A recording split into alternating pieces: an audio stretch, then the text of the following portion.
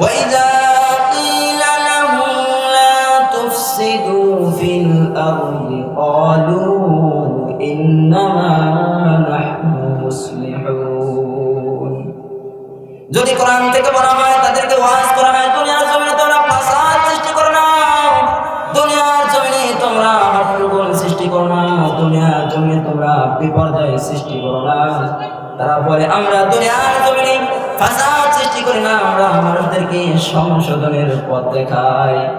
কিন্তু তারা মুখে বলে এক কথা, অন্তরের মধ্যে থাকে আরেক কথা। কেননা পরবর্তী আয়াতের মধ্যে আল্লাহ তাআলা জানিয়ে দিতেছেন আলা ইন্নাহুম হুমুল মুফসিদুন ওয়ালাকিন লা ইয়াশউরুন। আল্লাহ তাআলা মুমিন বান্দাদেরকে জানিয়ে দিলেন সাবধান, তারাই মুনাফিক, তারাই ফাসাদ সৃষ্টিকারী, তাদের কাছ থেকে সাবধানে থাকতে হবে। আবার যদি তাদেরকে মুমিন বান্দাদের মতো ইবাদত বন্দেগী করতে বলা হয়, সেই কথাটি আল্লাহ তাআলা কোরআনুল কারীমের পরবর্তী আয়াতের মধ্যে জানিয়ে দিলেন ওয়াইযা ক্বিলা লাহুম আমিনু কামা আমানান নাস ক্বালু আনু'মিনু কামা আমানাস সুফাহা। যারা ঈমান এনেছে এবং ইবাদত বন্দেগী করতেছে তাদের মতো তোমরা ঈমান আনো, আল্লাহর ইবাদত বন্দেগী করো। আল্লাহর ইবাদত বন্দেগী যখন করতে বলা হয় তখন এক শ্রেণীর মানুষ আছে, তারা বলে আমরা কি নির্বোধ এবং বোকাদের মতো ইবাদত বন্দেগী করব নাকি? আর যারা রোজা রাখে তারা তো বোকা, কারণ তাদের ঘরে খাবার নেই, এরকম কথা অনেকে বলে কিনা? আর যারা নামাজ পড়তেছে তারা বোকা, নামাজ পড়ার কি দরকার, অন্তরটা যদি ভালো থাকে জান্নাত পাওয়া যাবে, এরকম কথাও কিন্তু অনেকে বলে। কথা বলুন ঠিক কিনা? তাদের ব্যাপারে আল্লাহ তাআলা আয়াতে কারিমা নাযিল করেছেন। আমি আলোচনা করতেছি মুনাফিকদের আচরণ কেমন হয়। আরেক শ্রেণীর মানুষ দুনিয়ার জমিনে আছে, তাদের ব্যাপারে আল্লাহ তাআলা পরবর্তীতে আয়াতে কারিমা নাযিল করে জানিয়ে দিলেন ওয়াইযা লাকুল্লাযীনা আমানু ক্বালু আমান্না। যখন দুনিয়ার জমিনে এক শ্রেণীর মানুষ আছে মুমিন বান্দাদের সঙ্গে মিলিত হয়, ঈমানদারদের সঙ্গে মিলিত হয়, নামাজীদের সাথে যখন মিলিত হয় তখন বলে আমরা তোমাদের সাথেই আছি, আমরা তোমাদের সাথে আছি, এই কথাটি বলে। ওয়াইযা খালাউ ইলা শায়াতিনিহিম ক্বালু ইন্না মাআকুম ইন্নামা নাহনু মুস্তাহজিউন।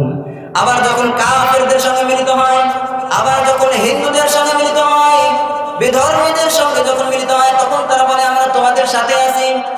আরেকটু ভালো উদাহরণ দিলে বুঝবেন, মাহফিলে যখন আয়োজন করা হয় তখন বলে তোমাদের সাথে আছি, সাহায্য সহযোগিতা করে, সাপোর্ট করে।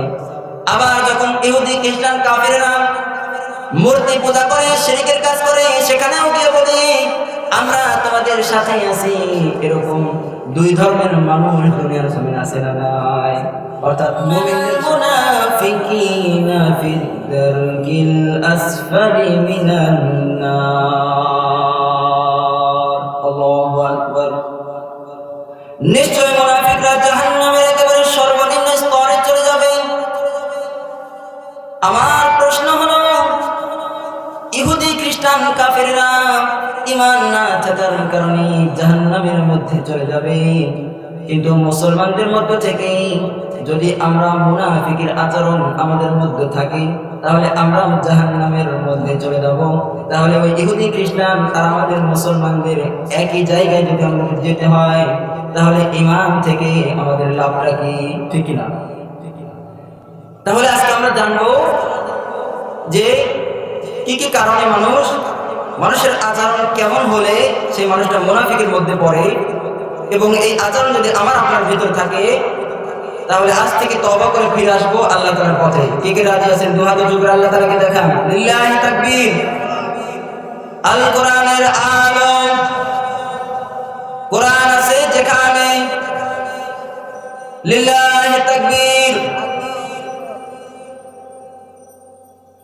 যেই কথাটা আমি আপনাদেরকে বলেছিলাম, ইহুদি খ্রিস্টান কাফেররা ঈমান না থাকার কারণে তারা জাহান্নামের আগুনের মধ্যে চলে যাবে, কিন্তু মুসলমানদের মধ্যে আমাদের আচরণটা যদি মুনাফিকদের আচরণের মতো হয়ে যায় আমরাও কিন্তু জাহান্নামের আগুনের মধ্যে চলে যাব।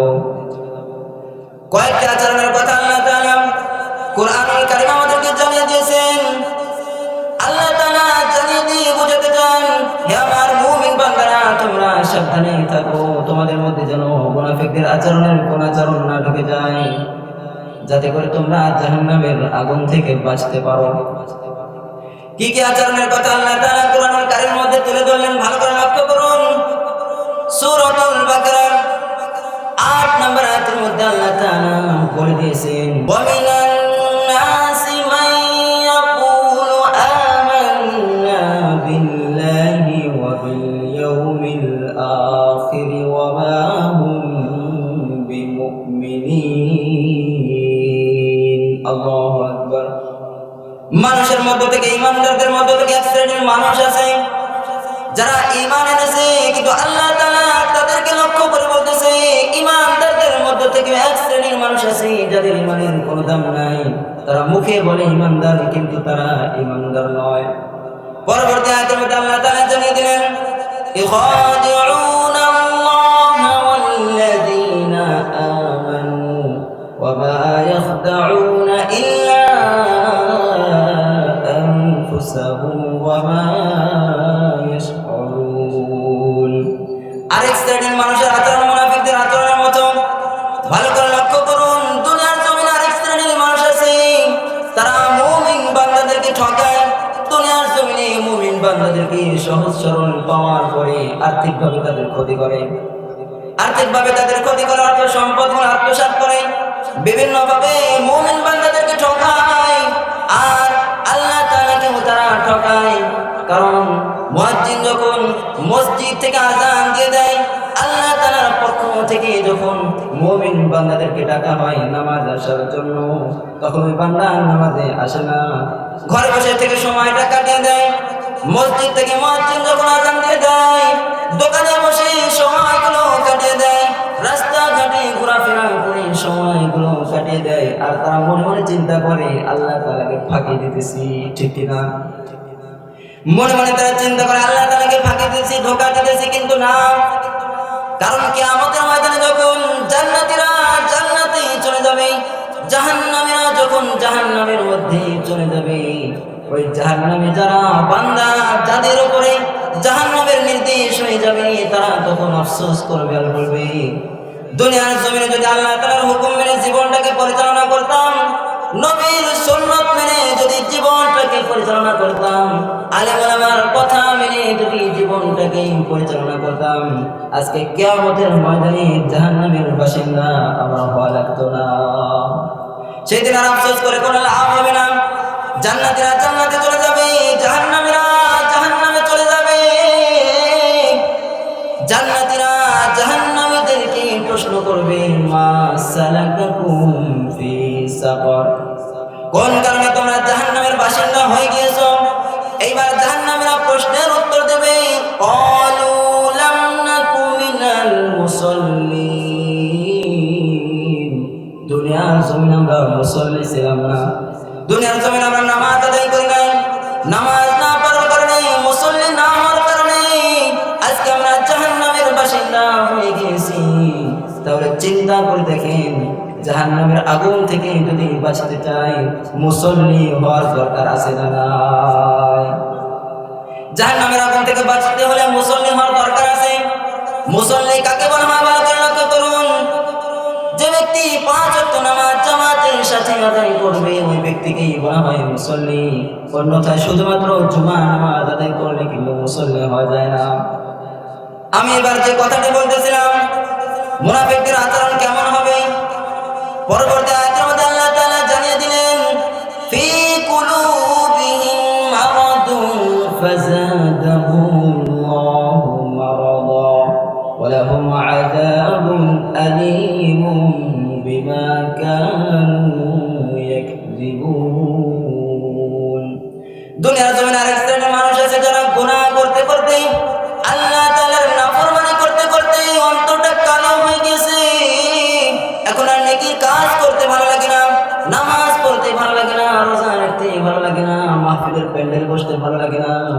বাইরে দিয়ে ঘোরাঘুরি করতেছে, কারণ এদের অন্তরের মধ্যে গুনাহের কারণে দাগটা পড়ে গেছে কলবের মধ্যে।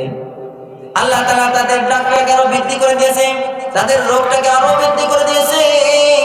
আরেক শ্রেণীর মানুষ দুনিয়ার জমিনে আছে, যাদেরকে কোরআন থেকে যখন নসিহত করা হয়, কোরআন থেকে যখন ওয়াজ করা হয়, কোরআনের কথা যখন তাদেরকে বলা হয়, তখন তারাই আবার তাদেরকে প্রশ্ন করে, তারাই আবার প্রশ্নের জবাব দেয়।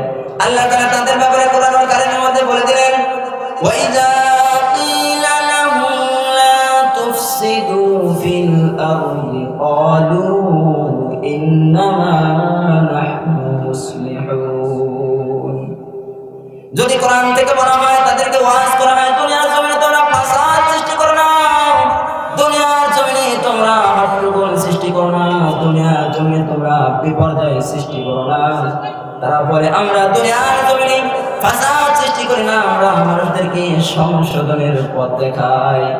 কিন্তু তারা মুখে বলে এক কথা, অন্তরের মধ্যে থাকে আরেক কথা। কেননা পরবর্তী আয়াতের মধ্যে আল্লাহ তাআলা জানিয়ে দিতেছেন, আলা ইন্নাহুম হুমুল মুফসিদুনা ওয়ালাকিন লা ইয়াশউরুন। আল্লাহ তাআলা মুমিন বান্দাদেরকে জানিয়ে দিলেন, সাবধান, তারাই মুনাফিক, তারাই ফাসাদ সৃষ্টিকারী, তাদের কাছ থেকে সাবধানে থাকতে হবে। আবার যদি তাদেরকে মুমিন বান্দাদের মতো ইবাদত বন্দেগী করতে বলা হয়, সেই কথাটি আল্লাহ তাআলা কোরআনুল কারীমের পরবর্তী আয়াতের মধ্যে জানিয়ে দিলেন, ওয়াইযা কিলা লাহুম আমিনু কামা আমানান নাস ক্বালু আনু'মিনু কামা আমানাস সুফাহা। যারা ঈমান এনেছে এবং ইবাদত বন্দেগী করতেছে, তাদের মতো তোমরা ঈমান আনো, আল্লাহর ইবাদত বন্দেগী করো। আল্লাহর ইবাদত বন্দেগী যখন করতে বলা হয়, তখন এক শ্রেণীর মানুষ আছে, তারা বলে আমরা কি নির্বোধ এবং বোকাদের মতো ইবাদত বন্দেগী করব নাকি? আর যারা রোজা রাখে তারা তো বোকা, কারণ তাদের ঘরে খাবার নেই, এরকম কথা অনেকে বলে কিনা? আর যারা নামাজ পড়তেছে তারা বোকা, নামাজ পড়ার কি দরকার, অন্তরটা যদি ভালো থাকে জান্নাত পাওয়া যাবে, এরকম কথাও কিন্তু অনেকে বলে। কথা বলুন ঠিক কিনা? তাদের ব্যাপারে আল্লাহ তাআলা আয়াতে কারিমা নাযিল করেছেন। আমি আলোচনা করতেছি মুনাফিকদের আচরণ কেমন হয়। আরেক শ্রেণীর মানুষ দুনিয়ার জমিনে আছে, তাদের ব্যাপারে আল্লাহ তাআলা পরবর্তীতে আয়াতে কারিমা নাযিল করে জানিয়ে দিলেন, ওয়াইযা লাকুল্লাযীনা আমানু ক্বালু আমান্না। যখন দুনিয়ার জমিনে এক শ্রেণীর মানুষ আছে, মুমিন বান্দাদের সঙ্গে মিলিত হয়, ঈমানদারদের সঙ্গে মিলিত হয়, নামাজীদের সাথে যখন মিলিত হয়, তখন বলে আমরা তোমাদের সাথেই আছি, আমরা তোমাদের সাথে আছি, এই কথাটি বলে। ওয়াইযা খালাউ ইলা শায়াতিনিহিম ক্বালু ইন্না মাআকুম ইন্নামা নাহনু মুস্তাহজিউন। আবার যখন কাফেরদের সঙ্গে মিলিত হয়, আবার যখন হিন্দুদের সঙ্গে মিলিত হয়, বিধর্মীদের সঙ্গে যখন মিলিত হয়, তখন তারা বলে আমরা তোমাদের সাথে আছি। আরেকটু ভালো উদাহরণ দিলে বুঝবেন, মাহফিলে যখন আয়োজন করা হয়, তখন বলে তোমাদের সাথে আছি, সাহায্য সহযোগিতা করে, সাপোর্ট করে। আবার যখন ইহুদি খ্রিস্টান কাফেররা মূর্তি পূজা করে, শিরকের কাজ করে, সেখানেও গিয়ে বলে আমরা তোমাদের সাথে আছি। এরকম দুই ধর্মের মানুষ দুনিয়ার জমিনে আছে না নাই? অর্থাৎ মুমিনদের সাথেও থাকবে, আবার কাফেরদের সাথেও থাকবে। এই দুই শ্রেণীর মানুষ, এই দুই ধরনের গুণের মানুষ আছে না নাই? এদেরকে মুনাফিকের মধ্যে আওতাভুক্ত করেছেন আল্লাহ তাআলা। তাহলে চিন্তা করে দেখেন, দুনিয়ার জমিনে কত প্রকারের মানুষ আছে। আল্লাহ তাআলা আমাদেরকে সাবধান করে দিয়েছেন, ইন্নাল মুনাফিকিনা ফিদ-দারকিল আসফালি মিনান নার। নিশ্চয় মুনাফিকরা জাহান্নামের একেবারে সর্বনিম্ন স্তরে থাকবে। দুনিয়ার জমিনে আরেক শ্রেণীর মানুষ আছে, যারা ওয়াদা করে ওয়াদা ভঙ্গ করে, কথা দিয়ে কথা রাখে না, এমন মানুষ আছে না নাই? তাদেরকে আল্লাহ তাআলা মুনাফিকদের মধ্যে অন্তর্ভুক্ত করেছেন। ভালো করে লক্ষ্য করুন, আল্লাহ তাআলা বলতেছেন, ওয়া মিনহুম মান আহাদাল্লাহা লাইন আতানা মিন ফাদলিহি লাইন رسوله لنصدقن ولنكونن من الصالحين الله أكبر ওয়াদা করে ওয়াদা ভঙ্গ করে দুনিয়ার জমিনে এক শ্রেণীর মানুষ আছে কথা দিয়ে কথা রাখে না তাদেরকে আল্লাহ তাআলা মুনাফিকদের মধ্যে অন্তর্ভুক্ত করেছেন আরেক শ্রেণীর মানুষ দুনিয়ার জমিনে আছে তারা কসম খেয়ে খেয়ে মিথ্যা কথা বলে এমন মানুষ দুনিয়ার জমিনে আছে না নাই কসম খেয়ে খেয়ে মিথ্যা কথা বলে আমি মুনাফিকদের আচরণ তুলে ধরতেছি এরপর আমি মূল আলোচনার দিকে যাব তেলাওয়াত করেছিলাম সূরাতুল মুনাফিকুন সকলের মনে আছে না নাই এরপর আমি মূল আলোচনার দিকে চলে যাব দুনিয়ার জমিনে আরেক শ্রেণীর মানুষ আছে যারা কসম খেয়ে খেয়ে মিথ্যা কথা বলে আল্লাহ তাআলা তাদের ব্যাপারে কোরআনুল কারীমের মধ্যে বলেন ইয়াকুলুনা বিআফওয়াহিহিম মা লাইসা ফি কুলুবিহিম কথা দিয়ে কথা রাখে না মানুষের সঙ্গে ওয়াদার পর খেলাপ করে এমন মানুষ আছে না নাই আরেক শ্রেণীর মানুষ দুনিয়ার জমিনে আছে তাদেরকে আল্লাহ তাআলা মুনাফিকদের মধ্যে অন্তর্ভুক্ত করেছেন ভালো করে লক্ষ্য করুন যখন আল্লাহ তাআলার পক্ষ থেকে মসজিদের পক্ষ থেকে মাদ্রাসার পক্ষ থেকে যখন তাদের কাছে আহ্বান করা হয় দান করার জন্য মাহফিলের জন্য দান করার জন্য যখন আহ্বান করা হয় এক শ্রেণীর মানুষ দুনিয়ার জমিনে আছে তখন তারা বলে মসজিদ মাদ্রাসায় আল্লাহর রাস্তায় আমি টাকাটা আমার দিতেই হবে না দিলে তো উপায় নাই মান সম্মান থাকে না কিন্তু মন থেকে আল্লাহর ঘরে টাকা দেয় না মন থেকে মাদ্রাসায় টাকা দেয় না মন থেকে মাহফিলে দান করে না মনের মধ্যে তাদের খটকা থাকে চিন্তা করে এই টাকাটা যদি না দিতাম আমার কাছে যদি থেকে যেত এই টাকাটা দিয়ে আমি অন্য কাজ করতে পারতাম এমন মানুষও কিন্তু দুনিয়ার জমিন আছে না নাই আমি এবার মূল আলোচনার দিকে চলে যাব মূল কথা হলো আমাদের আচরণটা যদি মুনাফিকদের মতো হয় তাহলে আল্লাহ তাআলা আমাদেরকে কি শাস্তি দিবেন দুনিয়াতে কি শাস্তি দিবেন এবং আখিরাতে কি শাস্তি দিবে এটা আমাদের জানার দরকার আছে না নাই মুনাফিকদের মতো আচরণ হলে কি শাস্তি দুনিয়াতে হবে ভালো করে লক্ষ্য করুন আল্লাহ নবী সাল্লাল্লাহু আলাইহি সাল্লাম মক্কা থেকে হিজরত করে মদিনায় চলে যাবেন কালেমা দাওয়াত দেওয়ার জন্য মদিনায় যাওয়ার পূর্বে মদিনায় একজন ব্যক্তি ছিল যার নাম ছিল আব্দুল্লাহ ইবনে উবাই মদিনার খাজরাজ গোত্রের লোকেরা আব্দুল্লাহ ইবনে উবাইকে মদিনার নেতা বানানোর জন্য পরিকল্পনা করেছিল চিন্তা করেছিল যে কিছুদিন পর আব্দুল্লাহ ইবনে উবাইকে মদিনার নেতা বানাবে কারণ হলো আব্দুল্লাহ ইবনে উবাই এত বড় একজন বীর পালোয়ান ছিল যে ব্যক্তি প্রত্যেকটি যুদ্ধে জয়লাভ করত তার বীরত্বের কারণে তার সাহসিকতার কারণে মদিনার লোকেরা আব্দুল্লাহ ইবনে উবাইকে নেতা বানানোর জন্য পরিকল্পনা করেছে হঠাৎ করে এমন সময় আল্লাহ নবী সাল্লাল্লাহু আলাইহি সাল্লাম মক্কা থেকে হিজরত করে মদিনায় চলে গেলেন কালেমার দাওয়াত দেওয়ার জন্য আল্লাহ তাআলার হুকুমে যখন মদিনায় চলে যাওয়ার পরে কালেমার দাওয়াত দিলেন একজন দুইজন করে যখন নবীর দলে কালেমা পড়ে মুসলমান হয়ে মুসলমানদের সংখ্যা যখন বাড়তে থাকলো এইবার আব্দুল্লাহ ইবনে উবাই চিন্তা করতেছে এইভাবে যদি কালেমা পড়ে একে একে মুসলমান হয়ে যায় তাহলে আমার দলের কর্মীর সংখ্যা তো কমে যাবে ঠিক না দুনিয়ার জমিনে দেখেন সামনে নেতা হওয়ার একটা সুযোগ আসতেছে এই সময় কিন্তু তার পেছনে কিছু কর্মী ঘোরাঘুরি করে ঠিক না এখন অন্য কেউ যদি প্রার্থী হিসেবে দাঁড়ায় আর কর্মীর সংখ্যা যদি কমে যায় নেতার রাগ হবে কিনা বলুন তো হবে কিন্তু রাগ আব্দুল্লাহ ইবনে উবাইর এবার রাগটা হয়ে গিয়েছে কারণ নবী মদিনায় গিয়ে কালেমার দাওয়াত দিতেছে আর একজন দুইজন করে নবীর দলের লোক যখন বেশি হয় আব্দুল্লাহ ইবনে উবাই এবার চিন্তা করতেছে মুহাম্মাদের দলের লোক যদি বেশি হয়ে যায় তাহলে তো আমার আর নেতা হওয়া হবে না রাগটা কোন জায়গায় চিন্তা করেন আব্দুল্লাহ ইবনে উবাই লক্ষ্য করে দেখলেন মদিনার বংশের লোকেরা একজন দুজন করে কালেমা পড়ে মুসলমান হয়ে যাইতেছে নিজের বংশের লোকেরা পর্যন্ত কালেমা পড়ে মুসলমান হয়ে যায় এবার আব্দুল্লাহ ইবনে উবাই অনেক বড় চিন্তায় পড়ে গেলেন পেরেশান এমনকি লক্ষ্য করে দেখলেন নিজের ঘরের আপন সন্তান আব্দুল্লাহ কালেমা পড়ে মুসলমান হয়ে গেছে বলেন আল্লাহু আকবার নিজের সন্তানও যখন কালেমা পড়ে মুসলমান হয়ে গেল এইবার আব্দুল্লাহ ইবনে উবাই চিন্তা করলো আমি যদি এইভাবে বসে থাকি তাহলে আমার আর নেতা হওয়া হবে না একটা পরিকল্পনা করতে হবে যাতে করে মুহাম্মদ এবং মুসলমানদেরকে দুনিয়া থেকে শেষ করে দেওয়া যায়, কিন্তু আমি যদি তাদের বিরুদ্ধে যুদ্ধের ঘোষণা দিই অথবা তাদের বিরুদ্ধে যদি এইভাবে করে ষড়যন্ত্র করি, আমি জয়লাভ করতে পারবো না। তাহলে কি করা যায়? এবার আব্দুল্লাহ ইবনে উবাই চিন্তা করলো, আমিও কালেমা পড়ে মুসলমান হব।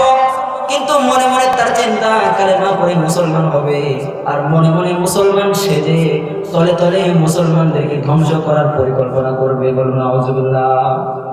চিন্তা করে দেখেন কত বড় পরিকল্পনা করেছে আব্দুল্লাহ ইবনে উবাই মুসলমানদেরকে শেষ করে দেওয়ার জন্য, কালেমা দুনিয়া থেকে শেষ করে দেওয়ার জন্য যুগে যুগে পরিকল্পনা করেছে, এখনো করতেছে। কিন্তু মুসলমানের মধ্যে যদি ঈমান থাকে, এই কালেমা আল্লাহর জমিন থেকে কেউ তুলে দিতে পারবে না। কথা বলুন ঠিক কিনা? আব্দুল্লাহ ইবনে উবাই এবার কিছু কর্মী ছিল, তাদেরকে নিয়ে নবীর দরবারে চলে গেলেন। যাওয়ার পরে কালেমা পড়ে মুসলমান হয়ে গেল। কালেমা পড়ে মুসলমান হয়ে যাওয়ার পরে আব্দুল্লাহ ইবনে উবাই অন্যান্য সাহাবীর থেকে বেশি নামাজ পড়ে, অন্যান্য সাহাবীর থেকে বেশি ইবাদত বندگی করে। অন্যান্য সাহাবী জুব্বা গায়ে দিয়েছে, মাথায় টুপি দিয়েছে, কিন্তু আব্দুল্লাহ ইবনে উবাই ওই টুপির উপর আবার একটা পাগড়িও পরেছে। তার মানে তিনি প্রমাণ করতে চান যে সে সবথেকে বড় বুজুর্গ, নবীর কাছে ভালো সাজতে চায়, কারণ নবী যাতে করে তাকে সন্দেহ না করতে পারে এই চিন্তা করে সে উপর দিয়ে তার লেবাসটা এমন ভাবে পরিধান করেছে আর কালেমা পড়েছে। কিন্তু মনে মনে তার শয়তানি, কিভাবে ইসলাম এবং মুসলমানদেরকে দুনিয়া থেকে শেষ করে দেওয়া যায়।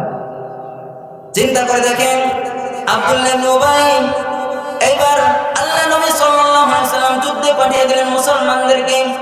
বনি মুস্তালিক যুদ্ধ থেকে ফিরে আসার সময় আনসার সাহাবের মধ্য থেকে, মুহাজির সাহাবের মধ্য থেকে দুইজন ব্যক্তির যখন বাদ বিতণ্ড লেগে গেল, ঝগড়ার এক পর্যায়ে যখন মারামারি লেগে গেল, মুহাজির সাহাবের মধ্য থেকে আনসারদেরকে যখন মারলো, যখন আঘাত করলো, এইবার আনসার সাহাবী তারা চিন্তা করলো, মক্কা থেকে যারা এসেছে তাদেরকে আমরা থাকার জায়গা দিয়েছি, ঘর দিয়েছি, এমনকি খেজুরের বাগান ছেড়ে দিয়েছি, তারা আমাদের বংশের লোকদেরকে আঘাত করেছে।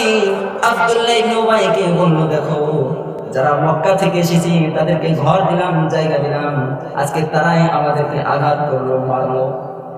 এইবার একটা সুযোগ আব্দুল্লাহ ইবনে উবাই পেয়ে গিয়েছে মুসলমানদেরকে প্রতিশোধ নেওয়ার জন্য, মুহাম্মদ সাল্লাল্লাহু আলাইহি সাল্লামের উপর প্রতিশোধ নেওয়ার জন্য একটা সুযোগ পেয়ে গিয়েছে।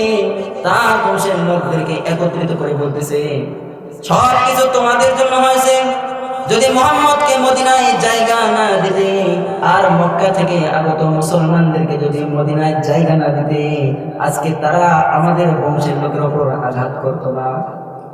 তাহলে কি করা যায়? মদিনায় যাওয়ার পরে মুহাম্মদ এবং মক্কা থেকে আগত সমস্ত মুসলমানদেরকে মদিনা থেকে বিতাড়িত করে দিতে হবে, তাড়িয়ে দিতে হবে। এই পরিকল্পনা যখন আব্দুল্লাহ ইবনে উবাই করলো, আব্দুল্লাহ ইবনে উবাই এবার পরিকল্পনা করার পরে মদিনার দিকে রওনা দিয়েছে। একজন ছোট্ট বালক ছিল যায়েদ ইবনে আকরাম, তিনি এই কথাটি শোনার পরে নবীর কানে গিয়ে কথাটি যখন বলে দিয়েছে, নবী যখন জানতে পারলো আব্দুল্লাহ ইবনে উবাই মক্কা থেকে আগত মুসলমানদেরকে এবং আমি নবীকে মদিনা থেকে তাড়িয়ে দিতে চাই, নবী এই কথাটি বিশ্বাস করলো না।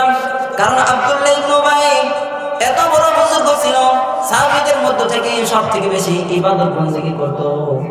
নবী ওই ছোট্ট বালক সাহাবীর কথা বিশ্বাস করতে চাইল না, নবী বিশ্বাস করতে চাইল না। আব্দুল্লাহ ইবনে উবাই এত বড় পরিকল্পনা করেছে, কিন্তু আমার আল্লাহ তাআলা নবীকে সত্য ঘটনা জানিয়ে দেওয়ার জন্য জিবরাইল আলাইহিস সালামকে ডাক দিলেন, জিবরাইল তুমি কোথায় যাও? আমার নবীর কাছে যাও, আমার নবীর কাছে সত্য খবরটা পৌঁছিয়ে দাও। জিবরাইল আলাইহিস সালাম আল্লাহ তাআলার হুকুমে নবীর দরবারে চলে আসলেন। আসার পরে সালাম করলেন, আসসালামু আলাইকুম ইয়া রাসূলুল্লাহ। নবী সালামের জবাব দেওয়ার পরে জিবরাইলকে প্রশ্ন করলেন, জিবরাইল কি খবর নিয়ে এসেছো? এইবার জিবরাইল সূরাতুল মুনাফিকুনের প্রথম আয়াত যখন তেলাওয়াত করলেন, আল্লাহ তাআলা বলেন, ইযা জাআকাল মুনাফিকুনা ক্বালু নাশহাদু ইন্নাকা লারাসূলুল্লাহ। আল্লাহু আকবার। আল্লাহ তাআলা বলতেছেন, যারা বলে হে নবী আপনাকে যারা রাসূল হাদু ইন্নাল মুনাফিকিনা লাকাযিবুন, নিশ্চয় মুনাফিকরা হলো মিথ্যাবাদী। কারণ আল্লাহ তাআলা পরবর্তী আয়াতের মধ্যে বলেন ইত্তাখাযু আইমানাহুম জুন্নাতান ফাসাদ্দু আন সাবিলিল্লাহ ইন্নাহুম সাআ মা কানু ইয়ামালুন। যারা ঈমান আনার পরে আল্লাহ তাআলার পথ থেকে সরে যায়, মানুষদেরকে আল্লাহ তাআলার পথে বাধা সৃষ্টি করে, তাদেরকে আল্লাহ তাআলা মুনাফিকদের অন্তর্ভুক্ত করে দিয়েছেন। আর মুনাফিকদের শাস্তিটা কি হবে ভালো করে লক্ষ্য করুন। আল্লাহ তাআলা বলেন ইন্নাল মুনাফিকিনা ফি দারকিল আসফালি মিনান নার, জাহান্নামের সর্বনিম্ন স্তরে থাকবে মুনাফিকরা। নাউযুবিল্লাহ। দুনিয়ার জমিনে আমরা আলেম ওলামাদের কথা মতো জীবনটাকে পরিচালনা করি না, কোরআন হাদিস বুঝে জীবনটাকে পরিচালনা করি না। এই না বুঝে জীবনটাকে পরিচালনা করার কারণে যখন জাহান্নামের আসামি হয়ে যাব, জাহান্নামের দরজার সামনে যখন আমি আপনি চলে যাব, জাহান্নামের 19 জন দায়িত্বপ্রাপ্ত ফেরেশতা আছে। ওই 19 জন ফেরেশতা ওই জাহান্নামী বান্দাকে বলবে ওয়াসিকাল্লাযীনা কাফারু ইলা জাহান্নাম যুমারা, এই বেকুব, এই নির্বোধ বোকা, কেন তোমরা জাহান্নামের দরজার সামনে চলে এসেছো? তোমাদের কাছে কি কোনো নবী রাসূল যায় নাই? তোমাদের কাছে কি কোনো আলেম ওলামা কোরআনের কথা শোনায় নাই? হাত্তা ইযা জাউহা ওয়া ফুতিহাত আবওয়াবুহা ওয়া ক্বালা লাহুম খাযনাতুহা আলাম ইয়াতিকুম রুসুলুম মিনকুম ইয়াতলুনা আলাইকুম আয়াতি, তোমাদের কাছে কি কোরআনের আয়াত তেলাওয়াত করে আলেম ওলামা শোনায় নাই? কোন নবী কি তোমাদের কাছে যায় নাই? জান্নাত জাহান্নামের কথা কি তোমরা কোনোদিন শোনো নাই? জাহান্নামের আযাবের কথা তোমরা কি কোনোদিন শোনো নাই? তাহলে কেন আজকে জাহান্নামের দরজার সামনে তোমরা চলে এসেছো? তোমাদের তো এখন শাস্তি হবে, এটা জানার পরেও তোমরা কেন জাহান্নামের মধ্যে চলে এসেছো? তখন তারা বলবে হ্যাঁ, ক্বালু বালা, হ্যাঁ, অবশ্যই আমাদের কাছে নবী এসেছিল, অথবা আমাদের কাছে আলেম ওলামা এসেছিল, কোরআন হাদিস থেকে আমাদেরকে আল্লাহ তাআলার কথা শুনিয়েছে, জান্নাত জাহান্নামের কথা শুনিয়েছে, সব কিছু শুনেছি, কিন্তু এই কান দিয়ে শুনেছি আর এই কান দিয়ে বের করে দিয়েছি। দুনিয়ার জমিনে আমরা মানি নাই, না মানার কারণে আজকে আমরা জাহান্নামের বাসিন্দা হয়ে গেছি। আল্লাহ তাআলা কোরআনুল কারীমের একটি আয়াতে কারিমার মধ্যে বলেন ওয়াল্লাযীনা কাফারু ওয়া কাযযাবু বিআয়াতিনা উলাইকা আসহাবুল জাহিম, যারা কুফরি করে, আল্লাহ তাআলার সাথে যারা কুফরি করে আর যারা কোরআনুল কারীমের আয়াতকে অস্বীকার করে, তারা জাহান্নামের মধ্যে চলে যাবে। এখন আপনাকে আমাকে বুঝতে হবে কোরআনুল কারীমের আয়াত অস্বীকার মানুষ কিভাবে করে, কিভাবে মানুষ কোরআনুল কারীমের আয়াতকে অস্বীকার করে। আল্লাহ তাআলা কোরআনুল কারীমে বান্দাদেরকে হুকুম দিয়ে দিলেন আকিমুস সালাতা ওয়া আতুজ যাকাত ওয়ারকাউ মা'আর রাকিঈন, নামাজ আদায় করো, যাকাত দান করো এবং রুকুকারীদের সাথে তোমরা রুকু করো। কিন্তু আমরা নামাজ আদায় করি না, যাকাতও ঠিকমতো প্রদান করি না, এমনকি রুকুকারীদের সাথেও আমরা রুকু করি না। তাহলে চিন্তা করে দেখেন, আল্লাহ তাআলা নামাজ পড়তে বললেন, যাকাত দিতে বললেন, রুকুকারীদের সাথে রুকু করতে বললেন। এখন যদি আমরা নামাজ না পড়ি, তার মানে হলো আল্লাহর এই কোরআনুল কারীমের আয়াতকে অস্বীকার। আলেম ওলামাদের সাথে চলতে হবে। আলেম ওলামাদের সাথে যদি আমরা চলি তাহলে কি হবে? আল্লাহ রাসূল সাল্লাল্লাহু আলাইহি ওয়াসাল্লাম এক হাদিসের মধ্যে বলেন কুন আলিমান আও মুতাআল্লিমান আও মুহিব্বান ওয়া তাকুনুল খামিস, হে দুনিয়ার জমিনে মানুষেরা তোমরা আলেম হও, ইলম অর্জন করো। নবী করিম সাল্লাল্লাহু আলাইহি ওয়াসাল্লাম বললেন, তলাবুল ইলমি ফরিদাতুন আলা কুল্লি মুসলিম। ইলমে দ্বীন শিক্ষা করা প্রত্যেকটা নরনারী মুসলমানদের জন্য ফরজ। এই কারণে হাদিস শরীফের মধ্যে আল্লাহর রাসূল সাল্লাল্লাহু আলাইহি ওয়াসাল্লাম বলেন, তোমরা আলেম হও, আর যদি তোমরা আলেম না হতে পারো, আলেম ওলামাদেরকে মহব্বত করো, আলেম ওলামাদের সাথে থাকো, আলেম ওলামাদের ছাত্র হও। পরবর্তীতে রাসূল সাল্লাল্লাহু আলাইহি ওয়াসাল্লাম বলেন, তাকুনুল খমিস, অর্থাৎ আলেম ওলামাদের বিরুদ্ধে করো না, আলেম ওলামাদের বিরুদ্ধে যেও না, আলেম ওলামাদের বিরুদ্ধে কি তোমরা ষড়যন্ত্র করো না, ইসলামের বিরুদ্ধে গিয়ে ষড়যন্ত্র করো না, কোরআনের বিরুদ্ধে গিয়ে তোমরা ষড়যন্ত্র করো না। তাহলে এই হাদিস থেকে আমাদের শিক্ষণীয় বিষয় হলো, আমাদের প্রথম করণীয় আলেম হতে হবে, ইলম অর্জন করতে হবে। এখন আমাদের যদি ইলম অর্জন করা সময় যদি চলে যায়, তাহলে যদি না থাকে, তাহলে কি করতে হবে? আলেমের ছাত্র হতে হবে। অর্থাৎ আপনার দৈনন্দিন প্রয়োজনীয় কাজ কি? 5 ওয়াক্ত নামাজ জামাতের সাথে আদায় করা। আর এই নামাজ পড়ার জন্য আপনাকে যেই জিনিসগুলো দরকার, কোরআনুল কারীমের তেলাওয়াত সহি শুদ্ধ করা দরকার, মাসলা মাসাইল দোয়া দুরূদ জানা দরকার, এগুলোকে শিখতে হবে আলেম ওলামাদের কাছ থেকে। কার কাছ থেকে? আলেম ওলামা। যেহেতু আলেম হতে পারেন না, এখন দ্বিতীয় নম্বর কাজ, আলেম ওলামাদের ছাত্র হন। আর আলেম ওলামাদের ছাত্র হয়ে যদি আপনি জীবনের শেষ পর্যন্ত যেতে পারেন, তাহলে তলবে ইলমের খাতায় আপনার নাম থাকবে। আর যদি সেটাও আপনার দ্বারা সম্ভব না হয়, তাহলে আও মুহিব্বান, আলেম ওলামাদেরকে মহব্বত করেন, ভালোবাসেন, ঠিক না? বর্তমান যুগে আলেম ওলামাদের প্রতি মহব্বত ভালোবাসা উঠে গিয়েছে, ঠিক না? উঠে গিয়েছে, আগের মতো আর নাই। কারণ মানুষের ঈমান আস্তে আস্তে এমন একটা পর্যায়ে চলে গিয়েছে যে ইবাদত বন্দেগী করতে আর ভালো লাগে না, গুনাহের কারণে। যাই হোক, যে কথাগুলো আজকে আলোচনা করলাম, আল্লাহ তাআলা আমাদের সকলকে আমল করার মতো তৌফিক দান করুন। সকল বলি আমিন। ওয়া আখিরু দাওয়ানা আলহামদুলিল্লাহি রাব্বিল আলামিন। সকলে আমার জন্য দোয়া করবেন, আল্লাহ তাআলা যেন আমাকে ইসলামের খেদমতে কোরআন হাদিস থেকে কথা বলার তৌফিক দান করে। সকল বলি আমিন। আমরা এখন আমাদের জন্য